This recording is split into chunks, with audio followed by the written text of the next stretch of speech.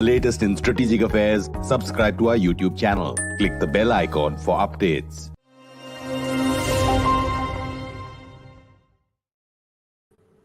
This is StratNews Global. I'm Amitabh Revi, and you're watching The Gist.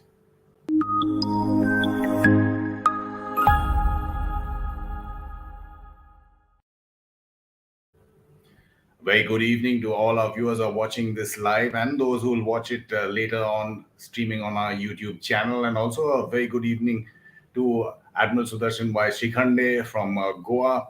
He's commanded, if he needs any introduction, that is 3 ships and has been the Defence Attaché in Australia and the South Pacific. As a flag officer, among other assignments, he headed Naval Intelligence, has been with the Strategic Forces and Joint Headquarters.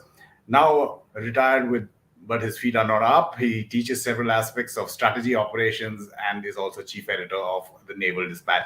Admiral Shrikhande, welcome back to StratNews Global. Good to see you again, sir.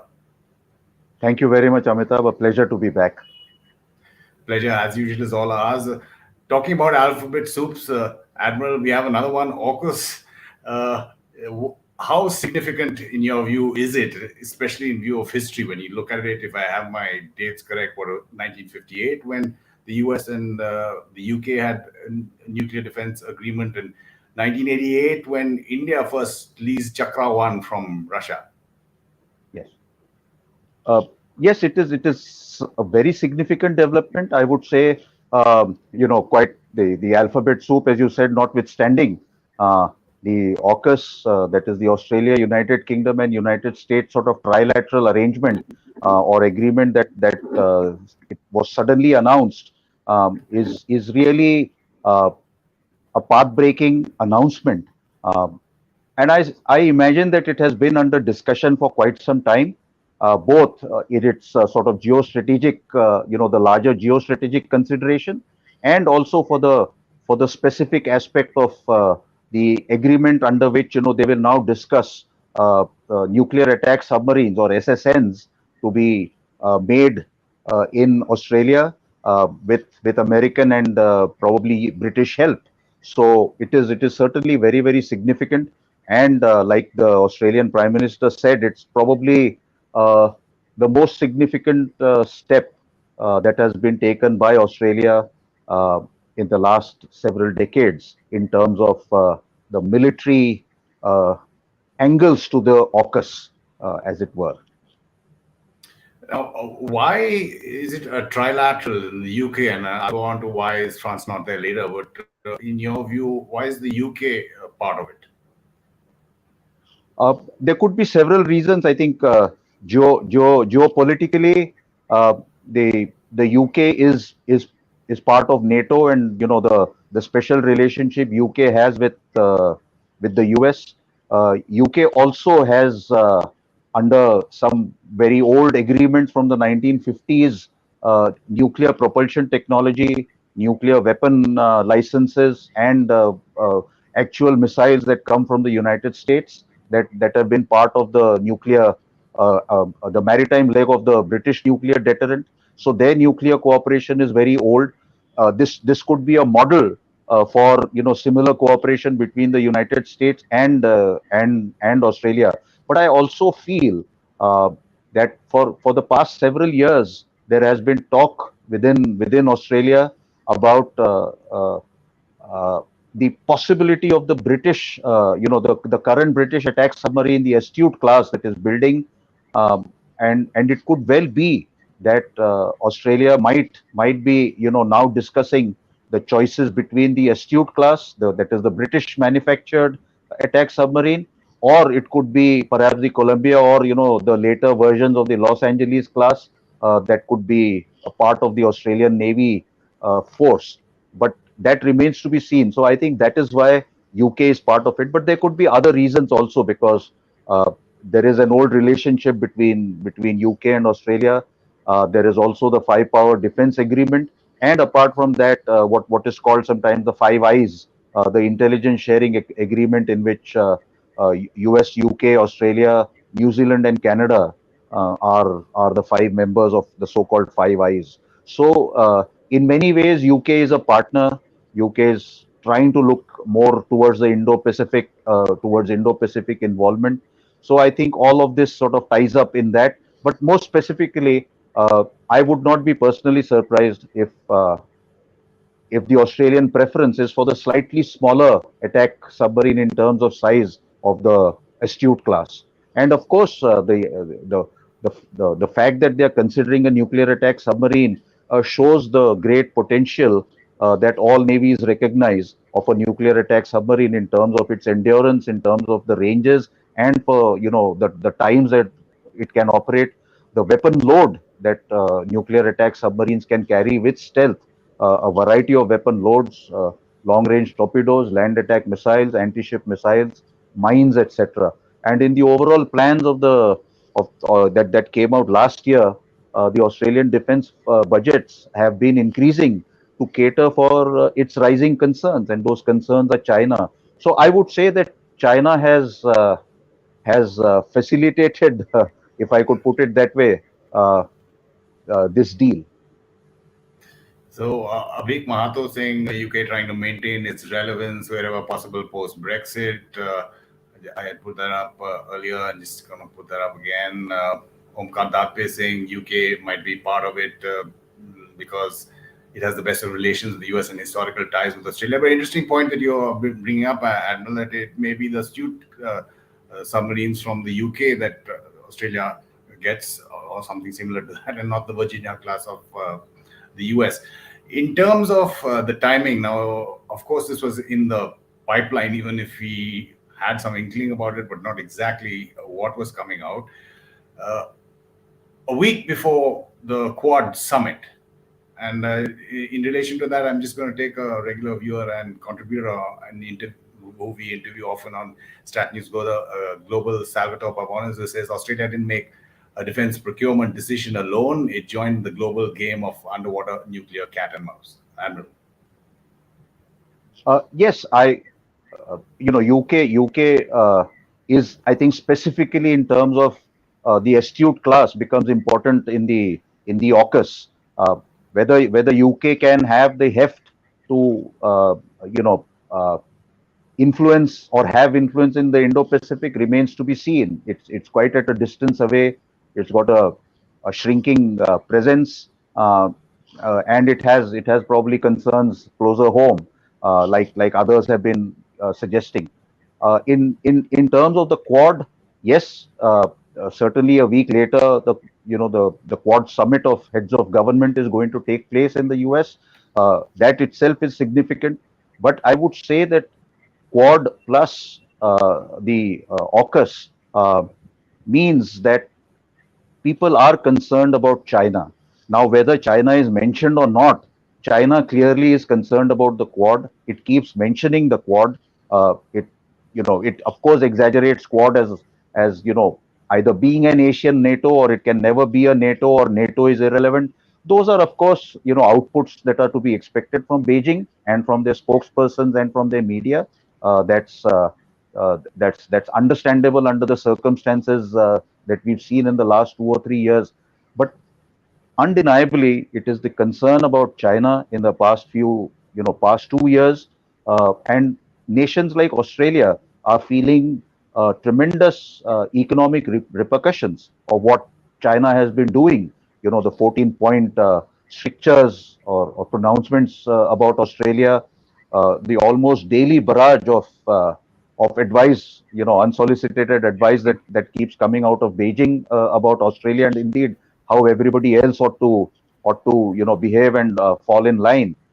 And in India, we've had border issues, we have had other concerns, and those concerns are ongoing. So it is certainly China that is the glue that is making this possible. And there have been precedents in the past where such concerns have brought sometimes unlikely countries together.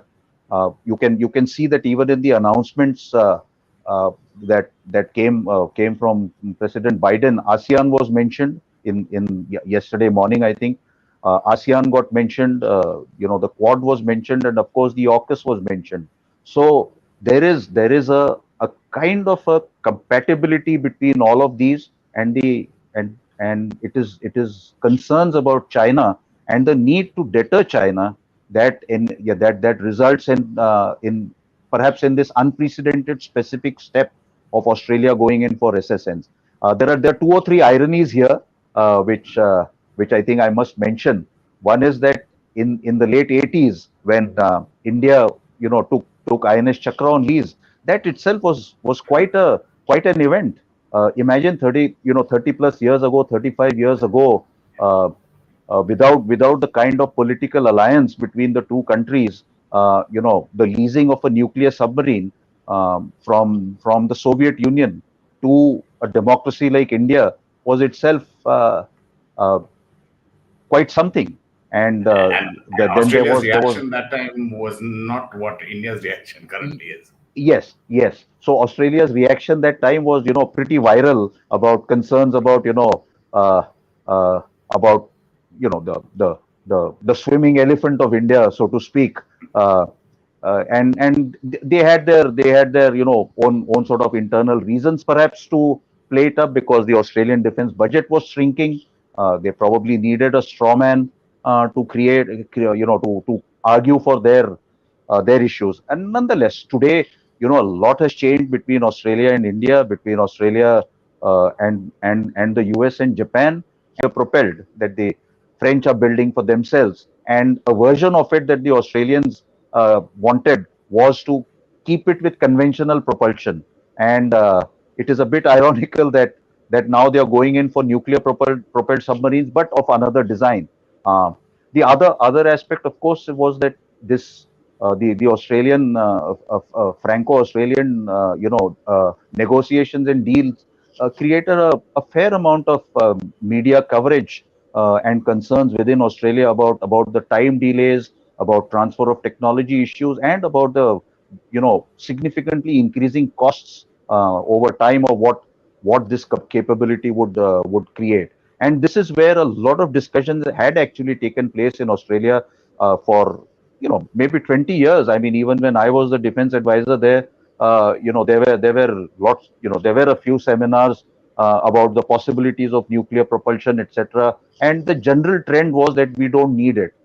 And yet there were people who would recognize the benefits. And here I would like to say just one rather simple statement that there would hardly be a navy on earth which would not recognize What? and want an SSN in its fleet.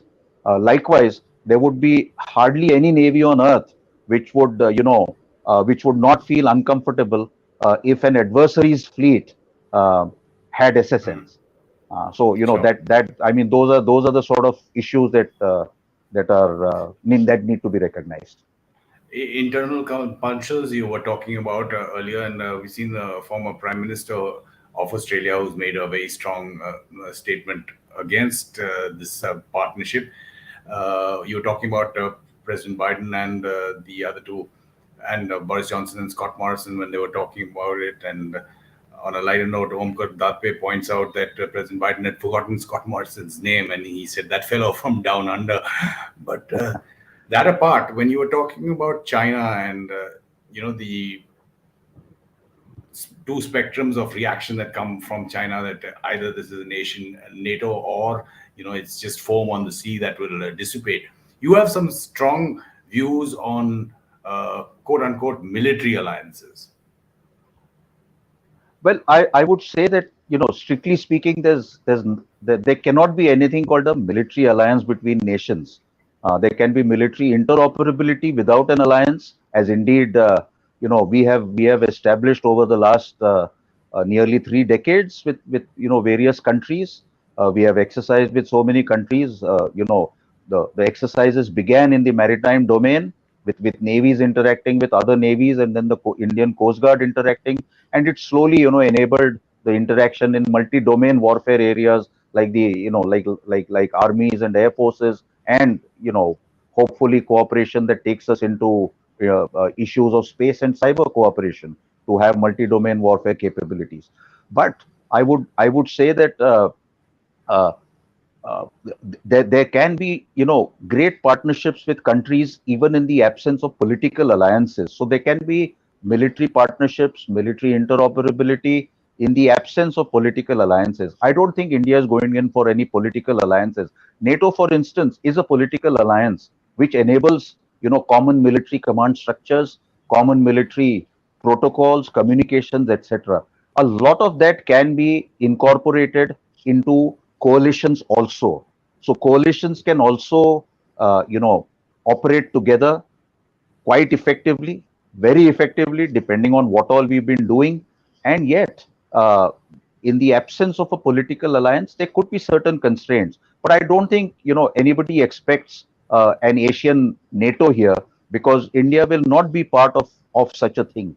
But and yet, the issues of, as I mentioned, Quad and the AUKUS, the ASEAN's outlook on the Indo-Pacific, the fact that Quad also is into issues of technology, issues of economic cooperation, issues of other humanitarian assistance aspects, is itself a sign that the Quad is growing, the Quad is gaining traction, and whether we want to say it or not, Quad has to be about Quad's major. The fact that Quad has come here like this is because China provides the reason for the Quad to think of combining in several areas to counter China, to deter China. And if deterrence can be established through all this, I think we are looking at reduced possibilities of conflict, which is not a bad thing. Right. We've seen China's reaction is obviously on expected lines, but what can China actually do in the face of this growing kind of countries coming together and things that will be worrying Beijing? Beijing is worried, but Beijing also has been, astute, as to just to use the same name of the British attack class, SSNs class, astute.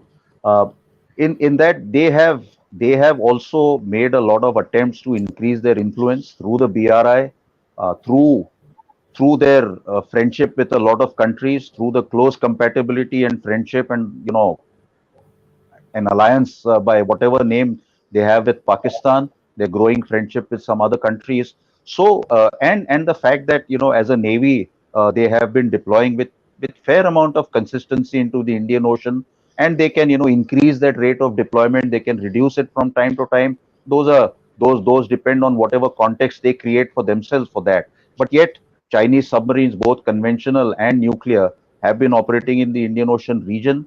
This also points out, the very, very, very rationale for Australia to acquire nuclear attack submarines is the same that prompted us to lease the Chakra, and the same that I hope we will, see the tying up and all the fruit, the completion of all the negotiating stages and approval stages for building nuclear attack submarines within India, and that will be a true sign of being self-reliant and Atmanirbhar when we build those nuclear attack submarines. And like Australia will have a combination in 20 years or 30 years from now with the upgraded Collins that they are talking about now, because they'll have to upgrade the Collins class before the nuclear attack submarines come in, and they are talking about that.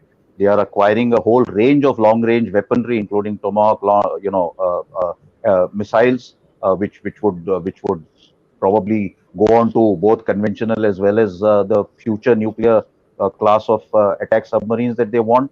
And India's submarines, which from media I've read are probably six, and the Australian Prime Minister, I think, did mention that either eight or at least eight, I'm not entirely sure, nuclear attack submarines that they are looking at. So certainly in decades to come, nuclear attack submarines will have their impact on conventional deterrence, because it's only the nuclear propulsion plant. So they'll have that conventional deterrence a factor that they will add to significantly. And I think deterrence is what we all need to aim for. And deterrence comes out of only strength that we can build up individually within our armed forces, and collectively within the compatibilities, the interoperabilities, or as in the case of Australia with the US under the ANZUS, and now with the AUKUS, that they build these kind of political alliances which enable, far greater military cooperation. Talking about alliances, now when the Biden administration came in, they said America is back, diplomacy is back, it's all about the allies. What about the French? As Sai Prasad Vishwanath points out, the French are feeling left out. I don't think the French are left out. The French within the European Union matter to the European Union. The French are also an Indian Ocean, regional member because they have territories here. They also have territories in the Pacific. So they are an important factor in the Indo-Pacific itself. And I feel I can understand that they might be upset about the deals, but here is the largest thought I want to suggest is that governments ought to do strategy and not concentrate on sales of hardware, military hardware to the others. I've been thinking that even for us, as far as any other country is concerned, an Atmanirbhar India will be a far more capable strategic partner than a Nirbhar, that is a reliant India on imports, that seem to be never ending. We just move from one imported acquisition project to another imported acquisition project instead of becoming self-reliant. I'm not saying that some imports are not necessary, but we are already buying a considerable amount. So strategic friendships cannot be based on how much you buy from me, and there have been numerous examples. I don't want to go into those where despite having sold arms, there have been strategic setbacks to the arms seller country with respect to influence or a strategic consonance with the arms buying in country. So I think governments ought to do strategy while companies can keep trying to do their sales. There is a problem, I think, if governments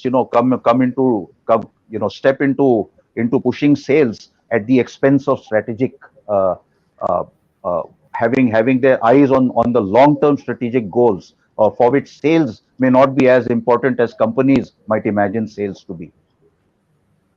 And Yeah. for India, I think, for India to become a truly uh, uh, helpful partner to others, the more self-reliant India is, the better we'll be able to partner others.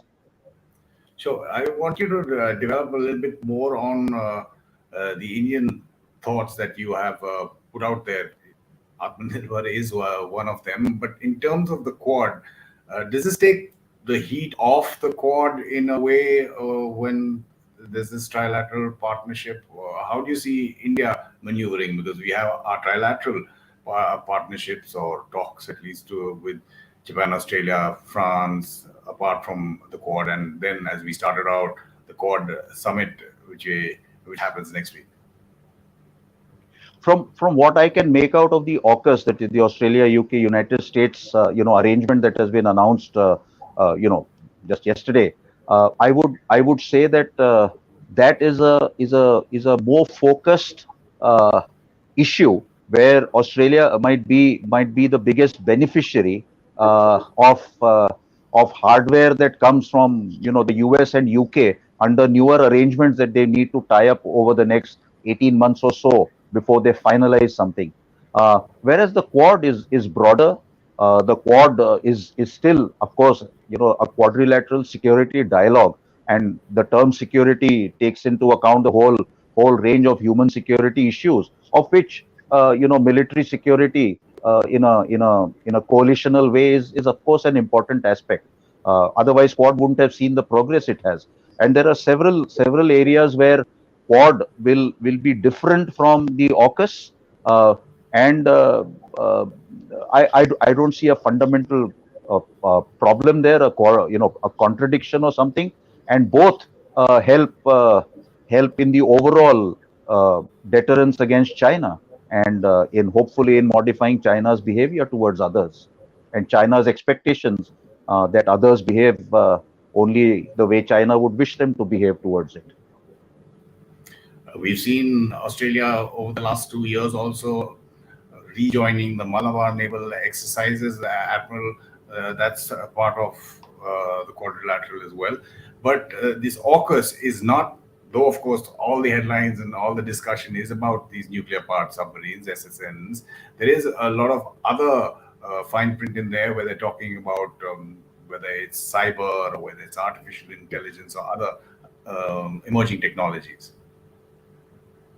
Yes, that is true. They are looking at all these technologies. In fact, I would say AUKUS is looking, as I mentioned, looking at building multi-dimensional warfare capabilities. And if you see the Australian plan, like plans in many other countries, in India's own plans of enhancing our multi-domain, military capabilities of air power, sea power, land power, cyber, and space power.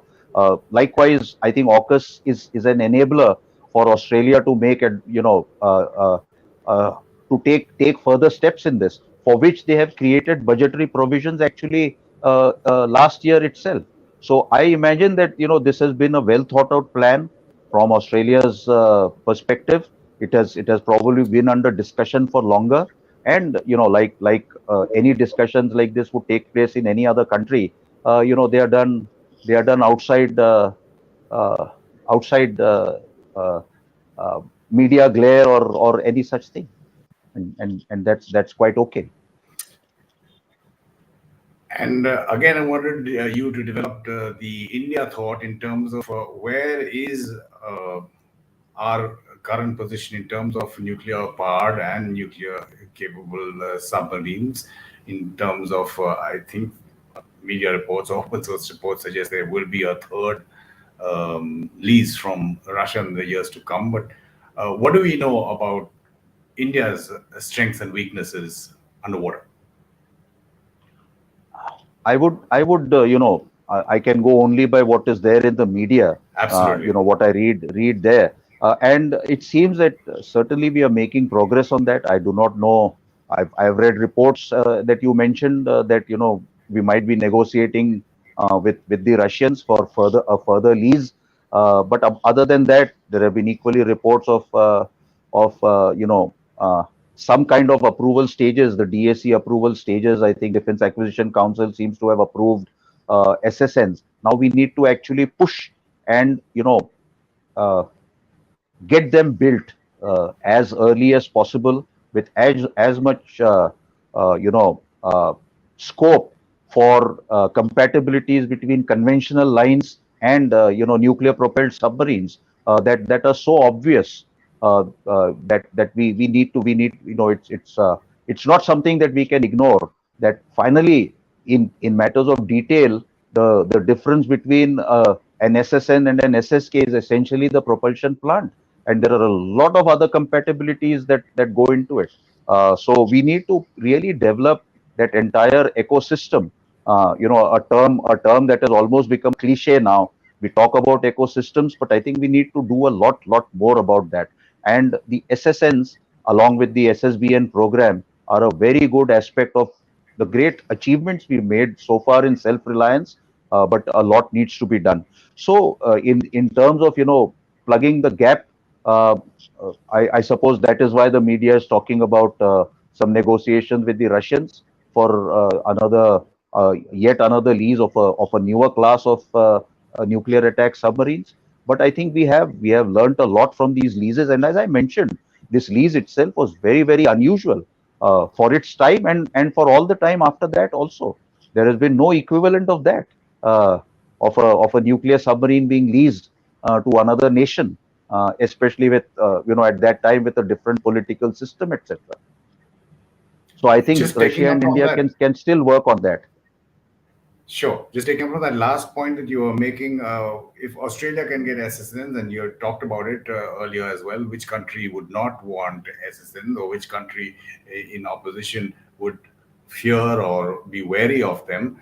Uh, there is no nuclear proliferation issue, but there are lots of analysts who are talking about loopholes that are being used, and whether that opens up the scope for other countries. I mean, why should South Korea not ask for assistance from the US or Brazil or South Africa?